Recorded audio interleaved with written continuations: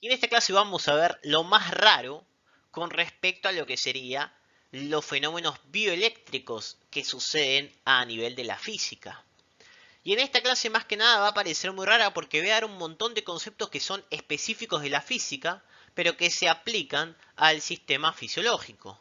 ¿Por qué? Porque yo cuando hablo de fisiología en neuro, estoy hablando de un sistema que genera cambio de iones, cambio de energía química, cambio de energía eléctrica, y yo puedo asociar al cuerpo como un sistema eléctrico. Porque cuando yo quiero, por ejemplo, generar una señal, mando una señal eléctrica para que llegue a una neurona y me genere una acción en mi cuerpo. Por lo tanto, arranquemos con conceptos complejos. Uno es una carga elemental. El concepto de carga es un cierto número de electrones, carga negativa, o cierto número de protones, carga positiva. Que la unidad de la carga elemental es un coulomb, que es 1.602 por 10 a la 19, si es positivo, si es un protón, o por 10 a la menos 19, si es una carga negativa. Y acá aparece otro concepto que es la constante de Faraday, que la constante de Faraday es la unidad de capacidad que se utiliza en el sistema internacional, en el cual la carga total de un mol monovalente es 96,472 coulomb sobre mol. ¿Por qué? Porque si yo agarro lo que era un mol, que era el número de Avogadro, y lo multiplico por un coulomb, que es la carga elemental, me va a dar esta constante o esta unidad, que es la constante de Faraday. Después voy a tener otras variables o otras formas de elementos que es interesante nombrar. En esta fórmula, volt es igual a joule sobre coulomb. Voy a encontrar o voy a definir que el desplazamiento de una carga de un coulomb es un joule. Decimos entonces que la diferencia de potencial es un volt. Esto me está diciendo que el voltaje es la energía que necesito para separar dos cargas. De ahí que cuando hablemos de voltaje es energía que hace que separe esas cargas positivas o negativas a nivel de mi cuerpo. Otro concepto con respecto al sistema de cargas tiene que ver con el efecto Joule. El efecto Joule es una generación de calor que se produce por el choque de electrones. Y van a encontrar en algunos lugares hablar de Joule o de la unidad Joule, y es interesante que recuerden que mide energía, trabajo y calor. Y ahí me va a decir, bueno, pero me estás tirando data, ¿para qué? Son todos datos que han sido evaluados o se han alguna vez evaluado en algún examen o en algún choice puntilloso, más que nada porque tiene que ver con el movimiento de estas partículas o de estas cargas. Como otras características vamos a encontrar que un material aislante interpuesto entre dos placas conductoras de electricidad es lo que se llama o lo que se conoce como un dieléctrico, y la unidad de potencia eléctrica es el watt. Por lo tanto, voy a tener otra fórmula que es súper importante, que es la corriente eléctrica. O sea, ¿de qué depende la corriente que pase por mi cuerpo? Va a depender de las cargas Coulomb sobre tiempo.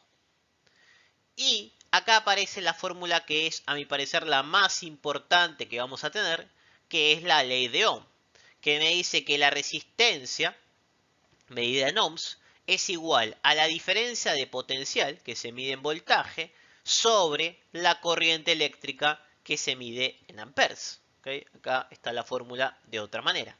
Voltios, ohmios y amperios serían las unidades que estoy manejando en esta ley de Ohm.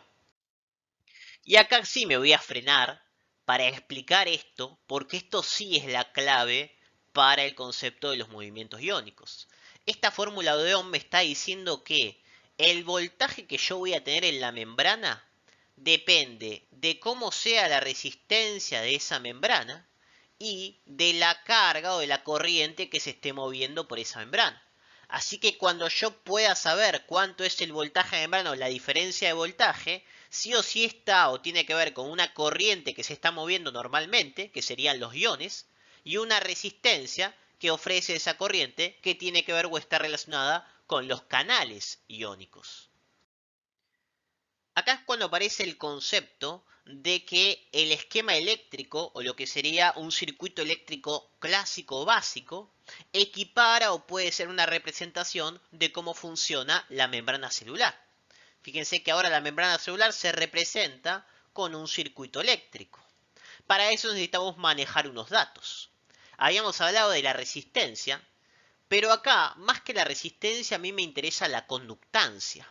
Que la conductancia es la inversa de la resistencia. Resistencia es lo que ofrezco de fuerza para el pasaje de esa sustancia. Conductancia es el movimiento de ese ion o de esa sustancia. La unidad de conductancia es el Siemens. Entonces, si yo digo que tiene una buena conductancia, significa que está pasando bien esos iones. Si tiene una baja conductancia, que pasan poco. ¿Por qué digo que es inversa? Porque si tengo mucha resistencia, hay baja conductancia, pero si hay baja resistencia, hay alta conductancia. Entonces, mayor conductancia significa que hay mayor corriente que pasa por ese canal o que hay mayor corriente que está pasando por esa membrana. Otra de las variables que tengo es un capacitor, que es la propiedad que tiene un elemento de almacenar o guardar cargas. Por ejemplo, la bicapa lipídica funciona como un capacitor y de esa manera tiene la capacidad de generar una diferencia de cargas de un lado al otro de la membrana. Vamos a ver entonces por qué o cómo podemos esquematizar este sistema de la membrana como un circuito eléctrico clásico o simple. Este sería mi sistema de la membrana con un canal externo e interno. Cuando vamos a esquematizar eléctricamente el circuito de la membrana celular, vamos a tener este gráfico o este dibujo como si fuera un circuito eléctrico simple, donde vamos a tener una pila, una resistencia y un capacitor. La pila me va a generar una diferencia de potencial o un voltaje que va a depender de la diferencia de las concentraciones que tengo de cada uno de los iones intra y extracelular. Por ejemplo, en este caso el potasio está más adentro que afuera. Por lo tanto, voy a tener un voltaje de movimiento desde adentro hacia afuera del sistema del potasio. Y la capacidad de que esa corriente de potasio pueda pasar por la membrana, ¿de qué va a depender? Va a depender de la resistencia que tenga esa membrana. Que esto está dado por los canales de potasio. Si yo tengo una alta resistencia, va a pasar poco. Y si yo tengo una baja resistencia o una buena conductancia, va a pasar mucho potasio. Y después tenemos la capacitancia de membrana, que está en paralelo con la resistencia, que lo que hace es almacenarme o guardarme algunas cargas. Entonces, según la ley de Ohm, para empezar a aplicar un poco esto, la corriente de cargas que va a pasar, ¿de qué va a depender? Del voltaje que yo ofrezca y de la resistencia de membrana, de la diferencia de concentración de un lado al otro de la membrana y de los canales que tenga para esa membrana. Así de simple. Y acá hablamos del último tema que tiene que ver con las resistencias, que a mí me rompe un poco la cabeza, porque las resistencias nosotros las asociamos a canales o que representan los canales iónicos que permiten el pasaje. Y la palabra resistencia es como que no debería pasar. Así que saquemos el concepto de que hay una resistencia, no pasan iones. No, lo que me está diciendo que ahí tengo un canal que me permita el pasaje de ese ion. Las resistencias pueden estar de dos maneras. En serie, donde la corriente pasa primero por una y después pasa por otra. O en paralelo, que es lo que sucede en nuestras membranas celulares. La corriente se va a distribuir en función de cada una de las resistencias que yo tenga. ¿Qué quiere decir esto? Que la fórmula o la suma de las resistencias en paralelo es esta. 1 sobre resistencia total es igual a 1 sobre la resistencia 1, resistencia 2 y resistencia 3.